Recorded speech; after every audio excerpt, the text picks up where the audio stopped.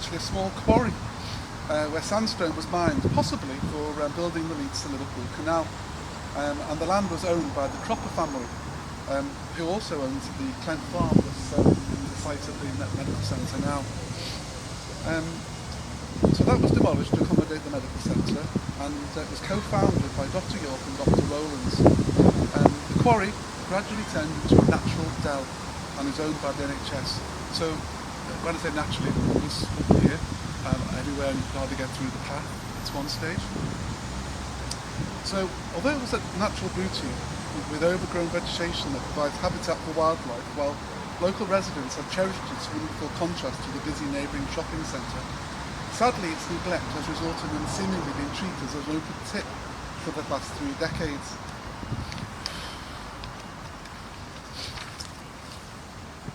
Which has been hidden by nature and almost inaccessible, potentially making a target for even more housing that's happening all over Maghul, a very green space we look at. Consequently, after 3 years of consultation, we have identified a 3-year plan to restore the Dell as a safe, accessible haven for wildlife and health and well-being for the community, in which we hope to use the evidence-based wellness principles by bringing together blue and green vegetation, water hopefully at some stage, with the waterfall.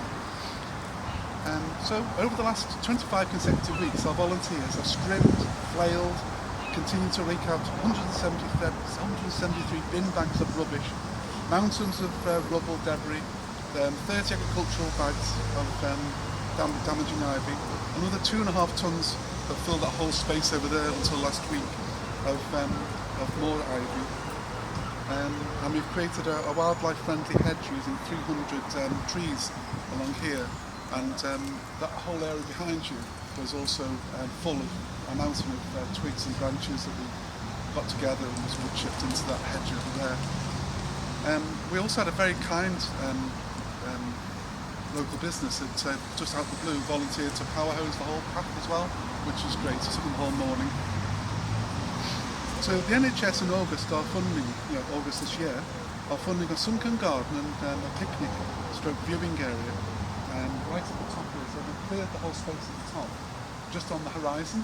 So the edge of the trees there, you can go back as a flat area. So that's going to be a sunken garden for the staff and patients at the medical centre, and a viewing area is over here. There'll be hopefully a water feature. We're not really sure whether it'll be a dry water feature or a wet one. To be decided, but we'll know better in August. And we're also trying to create a walkway as well. So the walkway, maybe a wood chip path that will come from our monster bin over there and take its way up the horizon there, on the top, and then zigzag its way through the trees and join the path again. So hopefully when people come here, they won't just cut through, they'll actually dwell in the dell, so to speak. So later on in the year, we hope to raise further funds to populate the whole dell with zones of woodland planting. We really can't thank our hard-working, cheerful volunteers enough for their generosity of time, endeavour and spirit. So because of all the work they've done tirelessly, there's a few of them here as well, we would like to pay a tribute to them in the last part of this presentation here. We've also got some donors as well who've been amazing in terms of funding the notice board here. So it's part funded, and there's been 3 main organisations that have helped us. So I'm just going to introduce them before we move on. Dow High Construction is represented here by Steve, over here, thank you. Steve's the operation manager for Dow High, who've donated £500, which half contributed to the notice board, whilst the other half funded our absolutely valuable websites, because when the Champion newspaper died, sort of about over a year ago now, it used to be circulated to 160,000 homes weekly for free, and we could advertise in there and get support and communicate. But without it, a community can't be a community, can it? Because you can't communicate. If you can't have a community without communication, basically, can you? So it's a sad thing. We're not all on social media, and even on social media websites, it's not information. So So the notice board and the websites that Dell Hire contribute towards has been absolutely godsend. We've been completely lost without that. Our next apart from the donor for the notice board is our local co-op store, represented by Steve here. He was trying to drop his children off to scout camp near Garstang and then travel back here about 100 miles an hour to be here, so he might be a bit late, so obviously he is. So we partnered with the co-op store for about a year, last year, and they funded the board. In addition, they've kindly partnered with us for a further year and are currently raising funds to provide a temporary neurodiversity art umbrella installation and a legacy of lanterns for this path. So I don't think you've ever seen that before, but ever seen in Liverpool we have those umbrellas upside down, and it's obviously a pun for an umbrella term which is neurodiversity, which encapsulates lots of neurodiversity words like autism, ADHD, etc, etc. So for a season we're hoping to string some colourful umbrellas here just for one season, and then when they come down we'll hopefully have a lantern along here, at night time. So that's the co-op, and really appreciate their support. And finally, in terms of the donors, there's the Merseyside Police Commissioners Resilience Fund, represented by Emily Squirrel, who are also significant contributors to the notice board as well. And last but not least, we'd like to thank Tony from Lemon Landscapes and John and Henry from the Hull Town Council Amenities team for their free professional installation of the board just before the windy weather. It's actually stayed up, which is a real Brucey bonus really to us, I think. So consequently, having said all that about our wonderful volunteers and fantastic donors, I'd be very grateful if you could just put your hands together to thank everyone for their invaluable community time.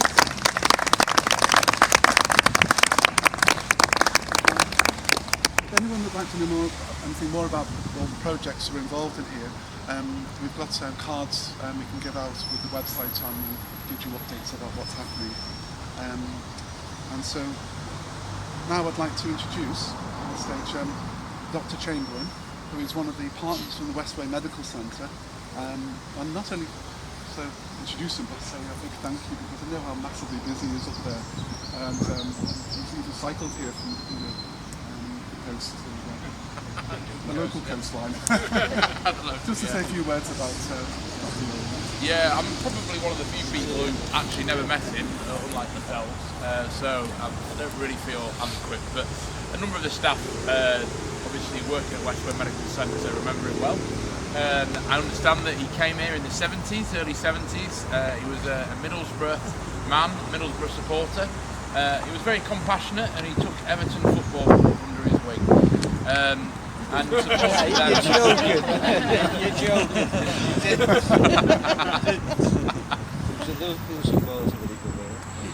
No, he wrote a few books about I believe some of the footballers and took a lot of interest into the sport and history, etc. He was a big man, a gentle giant, people remember him as, just a really great example of what it meant to be a family doctor in the traditional sense. So yeah, I think he worked till 2002 at Westway Maghull Centre, so getting on for probably nearly 30 years, if someone could do that calculation. Yeah, which is incredible in the kind of like the times that we live in. And obviously kind of healthcare, it's not just about taking tablets, and places like this are really valuable because actually green space is kind of linked through to actually improving mental health. We know that quite a lot of the staff actually doing a little well-being walk through the Dell sometimes when they are on the lunch break, just 5 or 10 minutes. You can just reset your mind. So we look forward to obviously seeing the progress of it, which will be great. So we need to kind of champion these spaces. I think what's also wonderful is seeing the community come together, because the NHS, as we know, under a great deal of strain. Actually, the strength of the community in supporting one another, in having a purpose, in effectively kind of making Maghull a better place to live and work, is actually a really beneficial for us as well. So thank you for everybody who's doing this. It's a great privilege to be able to have a wood next door, and yeah, just look forward to seeing kind of the progress really. Thank you very much, Peter. No problem. As you can see, it's still a work in progress. I'd like to pass on to Councillor Ken Hughes, who's the Mayor of Maghull, and I'd like to thank Ken also because he's really been hands-on. He's stonemason by profession, and he's given us lots of history about the mining that used to take place here, and every scratch and pickaxe on the walls there, and you Come home to roost. And I also remember when it was overgrown a few years ago, that I've got pictures of Ken and Matthew coming along with strimmers, trying to open the path up so people actually could walk through here at one stage. Very true, very true. Incredible. So over to you, good self. Right. I unfortunately never met Dr Rowlands, so I hope this tribute I can do him justice. This was written by Frank, so blame him. We would like to convey a warm welcome to Dr Rowlands' family and friends to this special occasion to enable our grateful community to honour the late Dr Rowlands' service to Maghull, which has been second to none. From award-winning GP who co-founded the Maghull Medical Center to unrivaled historian. John Kendrew Rowlands was born in County Durham, educated in Middlesbrough, graduated at Durham University in 1963 and had a significant appointments in the North East and London. He became a GP in 1971 and in 1974 he joined the pioneering Drs York, Rowlands and Partners, originally based in a semi-detached house on Liverpool Road South, until they moved and co-founded the invaluable Westway Medical Center in the heart of Maghull, where he served until his retirement in 2002. Alongside his GP role, he supported Sefton FPC, was a medical officer at Ashworth Hospital, lectured at Liverpool University, and much, much more. The numerous heartfelt accounts on social media from his past patients demonstrates the high esteem he was held in, not only for his professionalism and compassion, but the fact he was often go above and beyond to support and reassure them in times of day of night with home visits. One of his many pioneering undertakings involved the establishing links between Alzheimer's disease and sports-related head trauma, almost 20 years before this became the accepted wisdom. He also appeared as a medical expert on numerous TV and radio programmes. Occasionally, John has written more fascinating books on the history of Maghull than anyone, which even resulted in the abundance of blue plaques around the town, indicating where famous historical residents lived. His work also highlighted the unique pioneering role that Moss Side Hospital played in providing treatment for shell shock, now known as PTSD, which prevented countless World War I soldiers being tragically shot for cowardice. He has also been a keen authority and author of many historical books on local footballers and teams. Whilst in 2017, some of my fellow councillors had the privilege of sharing time together with him as part of the commissioning process for the statue Compassion in Conflict at Maghull North train station, which commemorated Moss Side Hospital's pioneering treatment of World War I shell shock. On behalf of our community, we continue to miss John for his incredible intellect, wonderful humour, storytelling, compassion and kindness. We couldn't really think of anyone who's given more to Maghull, so consequently we are delighted to have found a fitting tribute to commemorate and celebrate his immense contribution. Rowlands Dell will be a permanent place for the promotion and restoration of health and wellness, that being providing a living eternal legacy for the people of Maghull, whilst continuing to provide a compassionate, caring, healing process that John strived to maintain and the community cherished for him. Before we call upon Catherine to unveil the noticeboard tribute, we would like to leave the final words to John. When you are lonely and sick of heart, go to the friends we know. Bury your sorrows in doing good. Miss me, but let me go.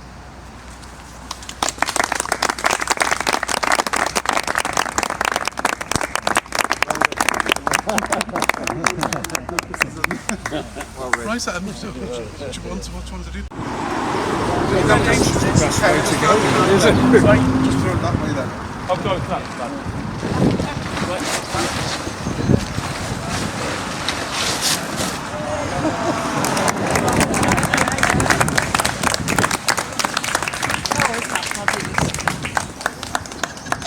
Fabulous. Yeah, if you just let.